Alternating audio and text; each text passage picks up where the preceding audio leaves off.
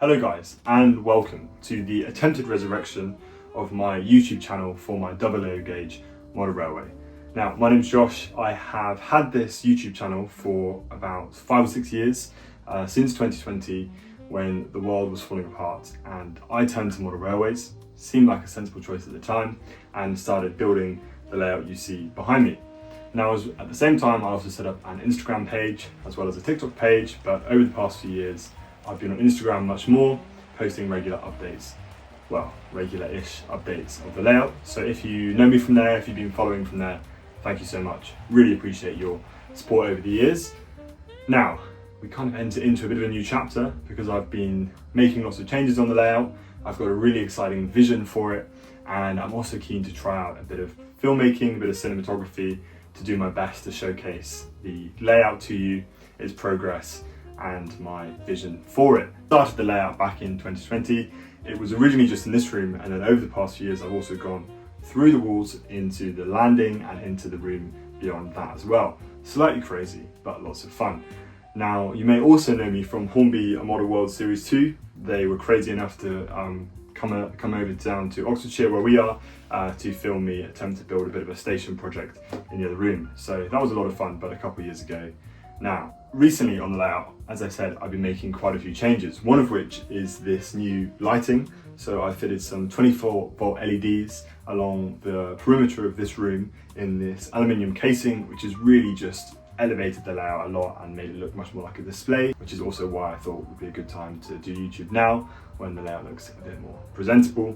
As well, you can see I've started to paint some blue skies, just started with a dusty blue sky colour. We'll get to clouds and trees and buildings and all those other things on the back scene later down the line. As well, you'll see a bit of hill construction to the side of me. This part of the layout was actually all complete with scenery, but if you have a model railway of your own, every now and again you just get a little bit of cold feet and you think, why don't I just rip this part of the layout out? And then you do that, and then you kind of regret it straight away and think, why the hell have I done this? And then slowly, as you start to build back up your new vision, you remember why you did it in the first place. So that's currently the situation that I'm in over here, and later on in the video we'll have a bit of a time lapse, a bit of detail of what I'm doing in this part of the layout and what I hope for it.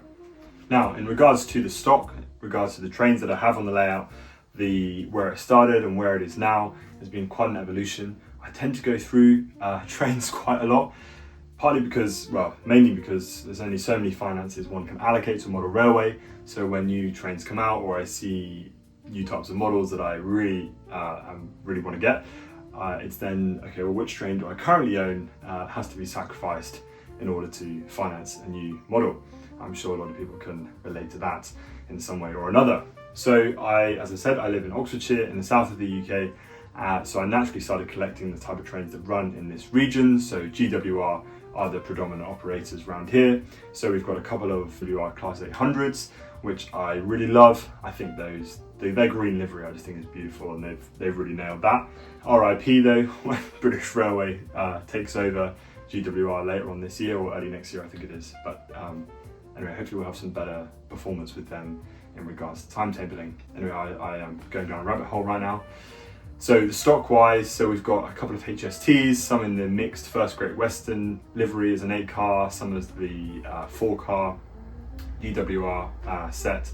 But actually, over the past year, I've started to evolve more into loving steam and really wanting to reflect a layout that encapsulates, I guess, the golden age of steam, those 1920s, 30s, where steam travel really just exploded, where you had those, your beautiful big A3s, A4s, your princesses, your coronations with those really long rakes of coaches, those big Pullman trains.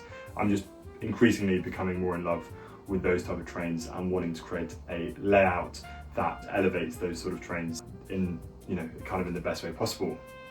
As well, when Hornby released their steam generated locomotives and they're becoming more popular and a little bit more affordable as well, I am yet to get one of those, but I think when I first saw videos of those, I was like, this is very, very cool. And it suddenly makes steam engines as models so much more exciting.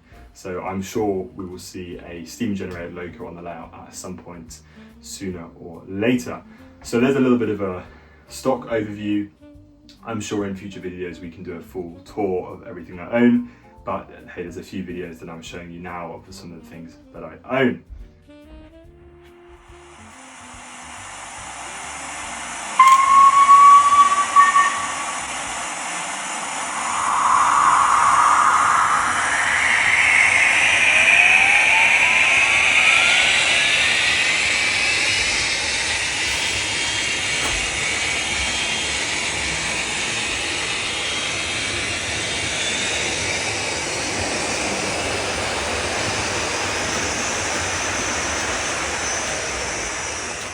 Now, just a brief little intro into the vision I have for this layout. The layout's kind of gone through a few different renditions. In the landing I did have a station there already, but I've started to rebuild that as I've got this vision to create a really large terminus station on a 3rd level.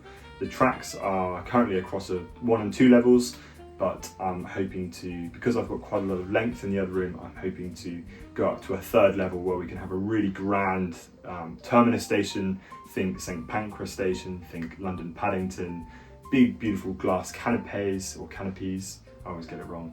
Lots of platforms, just really reflecting that just dramatic, beautiful Victorian architecture. That's really the vision I have for essentially the masterpiece of the layout, encapsulating that beautiful nostalgia and romance of railway travel and magic that comes with that through model railways is essentially what I'm trying to create, and all of the layout slowly sort of building up to this masterpiece that's the central focus. So I've kind of been redesigning this room a little bit to essentially facilitate a big terminus station that can operate independently to the main lines, so we can have lots of action.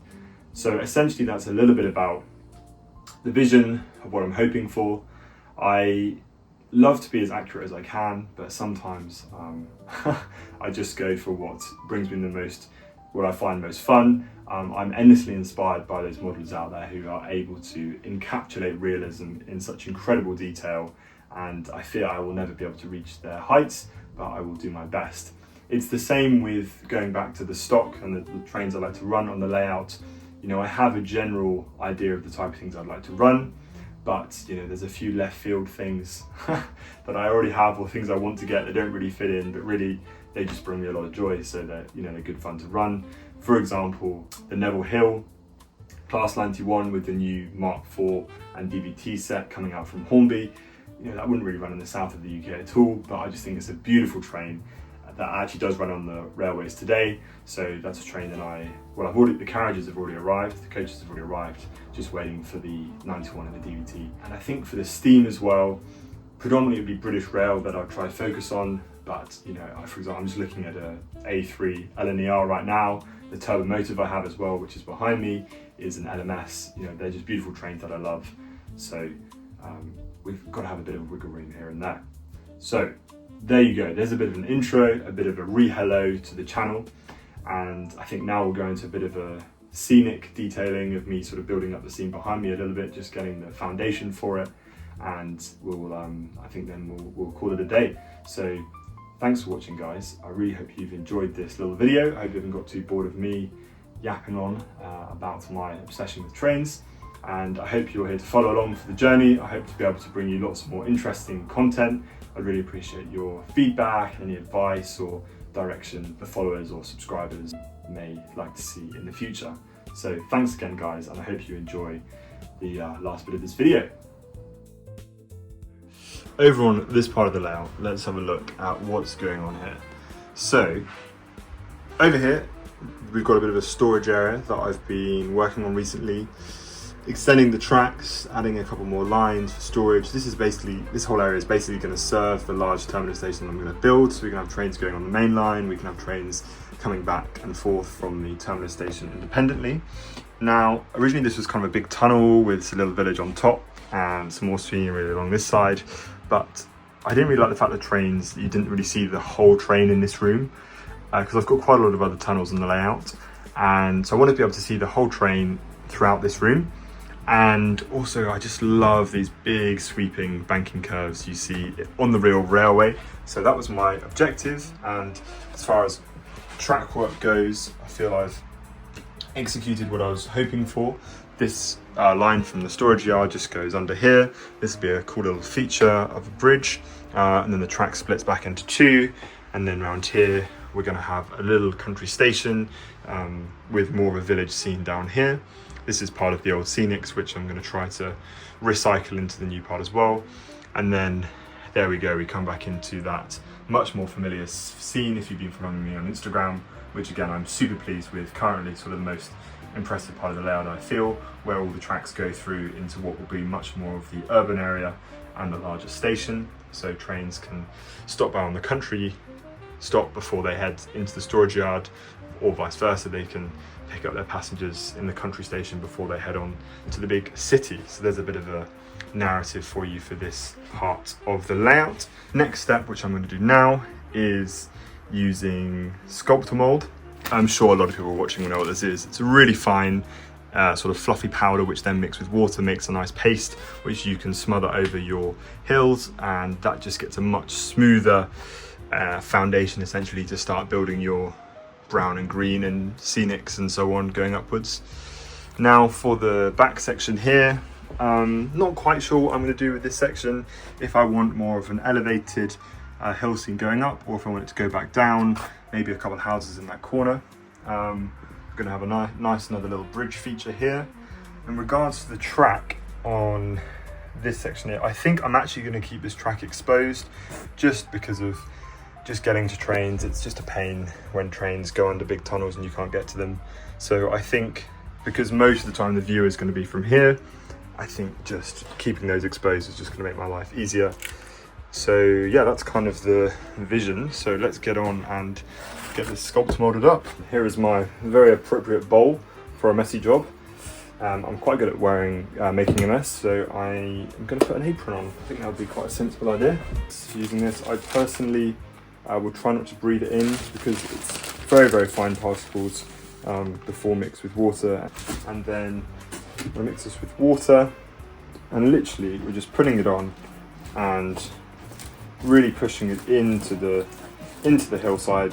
You know, with the mod rock, you've got all those little holes from the mesh, so you really want to make sure that's all filled in. Yeah, basically just trying to make a nice smooth surface, fill in all those lumps and bumps, and yeah, this is really just making a nice base coat, which will then paint brown and then build up on the scenics. So let's just transition into a nice little time lapse.